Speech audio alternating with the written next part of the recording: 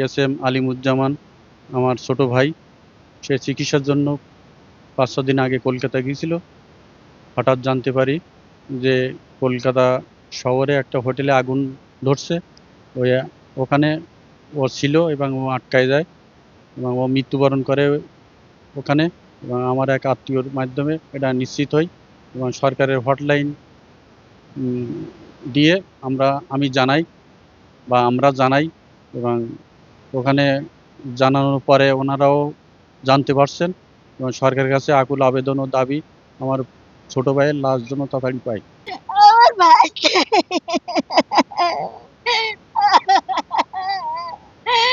আর কিছু কিছু চাই না, আমার ভাইটা বেরিয়ে দে বাবাটা তাড়াতাড়ি বাসি দে।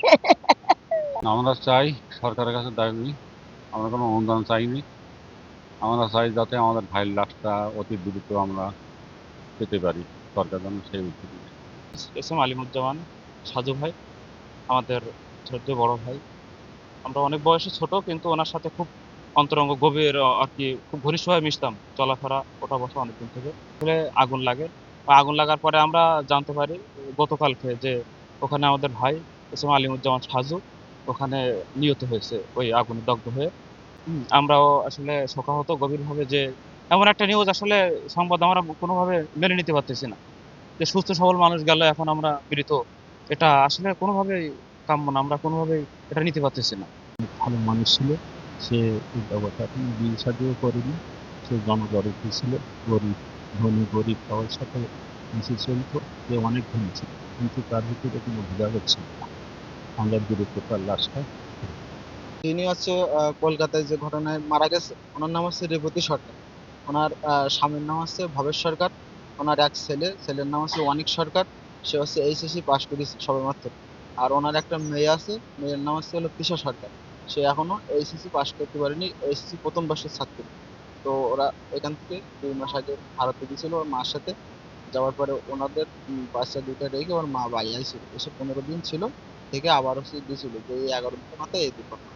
উনি রেবতী সরকার। এখান থেকে 11 দিন আগে ছেলে দিল ডাক্তার দেখাতে, নাম করে ডাক্তার দেখাতে যাবে। আর ওনার বাচ্চা কাছে আছে ভারতে 2 মাস আগে রেখে আইলো ঠাম্মা ঠাকুরদার এখানে। ও আসার সময় ও ছেলে মেয়ে নিয়ে আসবে বলে চলে গেল। এখন হঠাৎ করে এই দুর্ঘটনায় উনি মারা গেছে। আমরা কালকে রাত্রি 8টা সাড়ে 8টার দিকে এইটা আমরা জানতে পারি।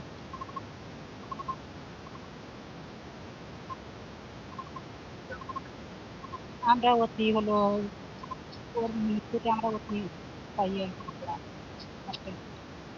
আমরা সবাই পাড়া প্রতিবেশী, আমরা খুবই মিশতাম। ও হয়তো আমার একটু সিনিয়র, কিন্তু আমরা একসঙ্গে যেখানে যা কিছু করতাম একসঙ্গে, মানে আমরা এতটাই ঘনিষ্ঠভাবে মিশতাম। তো উনি গিয়েছিল ডাক্তার দেখাতে আমার সঙ্গে, তো বলে গিয়েছিল যে আমি ডাক্তার দেখাতে যাচ্ছি, ডাক্তার দেখিয়ে আমি খুব তাড়াতাড়ি চলে আসবেন। তো ওখানে ডাক্তার দেখাতে গিয়ে যে উনি ওভাবে মানে আমাদের মাঝ থেকে হারিয়ে যাবে আমরা কখনোই ভাবতে পারিনি। তাতে আমাদের ভীষণ একটা আমরা শোকাহত। আমরা ভাবিনি যে আমাদের এইরকম একটা দিন আমাদের দেখতে হবে। আমরা গণমাধ্যমের মাধ্যমে জানতে পেরেছি যে সাতক্ষীরা জেলার কালীগঞ্জ থানাধীন তারালি ইউনিয়নের আলিমুজ্জামান সাজু 42 ও রেবতী সরকার 35, তারা দুজন ভারতে চিকিৎসাধীন অবস্থায় হোটেলে অবস্থানকালে অগ্নিকাণ্ডে দগ্ধ হয়ে নিহত হয়েছেন। এ বিষয়ে তাদের লাশ আনার প্রক্রিয়া চলমান রয়েছে।